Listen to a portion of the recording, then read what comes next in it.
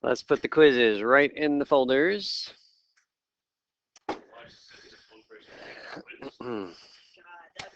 Today is class number 20. We're going to cover section 3.5, which is derivatives of the trig functions. Hopefully our review of trig functions last Wednesday will be helpful to you today.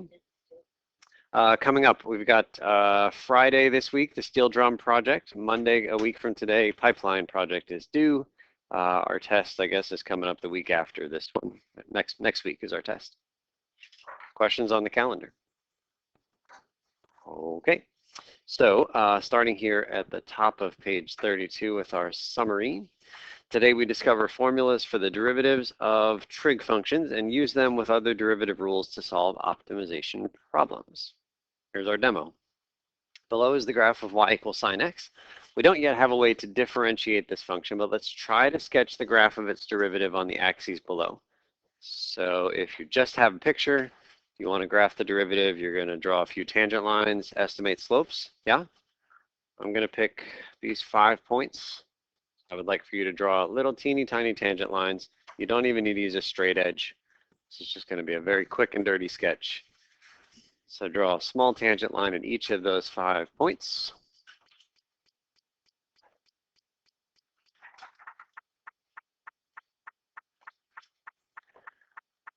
And let's go ahead and estimate some slopes. So how about this one at the origin? Maybe around 1, and something positive, not too steep, not too shallow. Up at the top, definitely, oopsies, got ahead of myself there. All right, so 1 at the beginning. At the top, for sure, it is 0. At pi, yeah, I mean, it's going to be the opposite sign of whatever number we guessed first, right? So m equals -1 there. At the bottom is definitely 0. And then over here at 2 pi, we're just right back to the origin point. And so if we plot these points, let's do this in purple. At the origin, we have a slope of 1. So what point am I plotting on the derivative? So we're graphing f prime in this color here. At what point are we plotting? 0, 1, so that's up here. And then the slope at pi over 2 is 0, so what point are we plotting? Pi over 2, 0. And then at pi, the slope is -1, so pi -1 down here. And at 3 pi over 2, slope is 0, so 3 pi over 2, 0. And then at 2 pi, we're back to something around 1, so 2 pi, 1 up here. And so we've got 5 points in purple. And we're going to try to connect those points, which will give us a rough sketch of the derivative of sine. And so, I mean, I suppose you could like just draw that, but it's not that, right? We've got changing curvy things here. And so we want to try to connect these with some curvy thing. And it looks something like that, which looks an awful lot like another trig function, that is cosine. And so let's fill in our blank here. It says derivative of sine of x is cosine of x.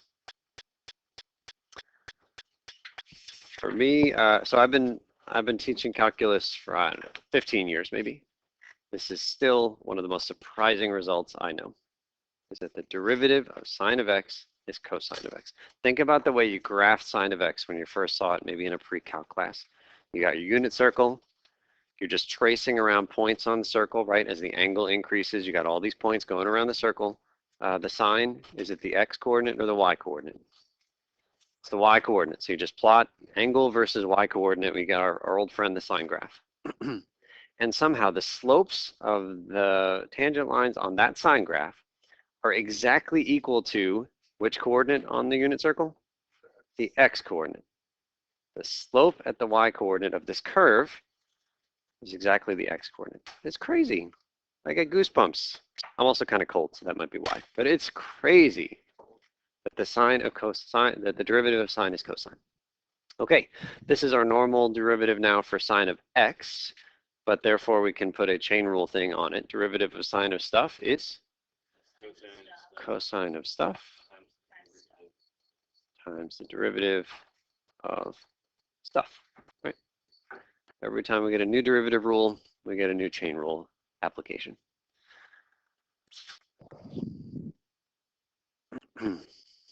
Okay.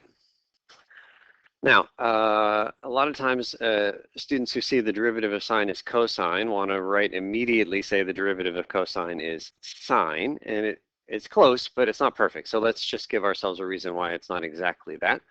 Here's a graph of cosine of x, and we're just going to draw tangent lines at the same 5 points. I'll do this guy just a tiny bit quicker than before. Tangent line there, there, there, and there. The first tangent line has a slope of 0, so we're going to plot the point at y equals 0.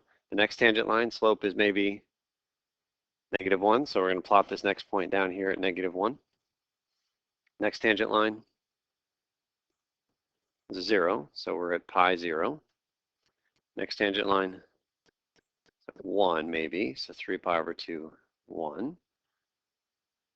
And then 2 pi is back at 0, so there. So go ahead and connect those 5 points.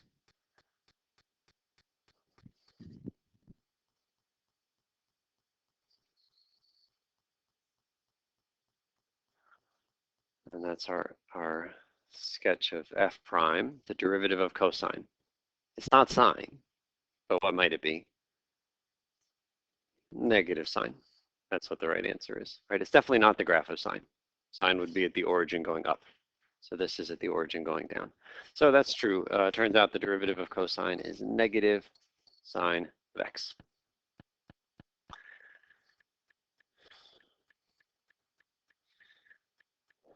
Which, just like the derivative of sine, surprises me every time. Derivative of cosine should not be as nice as negative sine x. Okay, let's fill in the blank with our chain rule. Derivative of cosine of stuff. Negative sine of stuff times derivative of the stuff.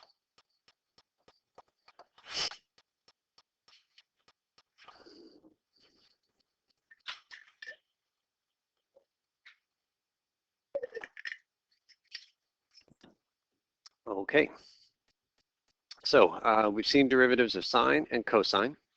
There are 6 trig functions. Each of them has a derivative. We're not going to go through the graphs of the other ones, but we'll show you the answers down here in number 3. So we've already seen the derivative of sine is cosine, and that the derivative of cosine is negative sine. I say we've seen it. I mean, we've just plotted some points and said, hey, it looks like maybe this is the answer. In the activities, you're going to like hardcore prove one of those results. So here are the other 4. Derivative of tangent is secant squared. That is to say, just to be clear, this means secant of x squared. Okay. Well, I'm never going to write it that way, but that's just what secant squared x means. So the derivative of tangent is secant squared. The derivative of secant is secant x times tangent x. Derivative of cotangent is negative cosecant squared x. And the derivative of cosecant x is negative cosecant x times cotangent x. Those are the 6 trig functions and their derivatives. You're going to memorize these 6 things. Top 2 are clearly the easiest ones. The other ones look more complicated, but the fact is there are a lot of similarities between these 2 columns. So if you memorize the first column, then the second column might be kind of for free almost. Looking at the second column, all 3 trig functions start with what letter? See, these are all the co-functions, 3 of them. What similarity do you notice about their derivatives? They're all negative. And all of the derivatives of the other 3 functions are positive. Okay, so the co-functions are all negative derivatives. The other 3 are all positive derivatives. And then there's this really nice correspondence between the guys in the same row. Tangent becomes secant squared. Cotangent becomes cosecant squared, but negative. Okay? Secant squared, cosecant squared. And then in the next one, secant becomes secant times tangent. Cosecant becomes cosecant times cotangent, but negative. Right? And so really, you just have to memorize the 2 on the left and then understand, oh, just put a co in front of whatever the derivative was over there. Okay? So it might look intimidating if you've never seen it, but it's really pretty easy to memorize. Just spend a little bit of time over the next few days memorizing those 6. Okay? We're going to use them a bunch. Okay, so I think that's good. You're going to move on to the group activities that start on the next page. Raise the flag if I can help.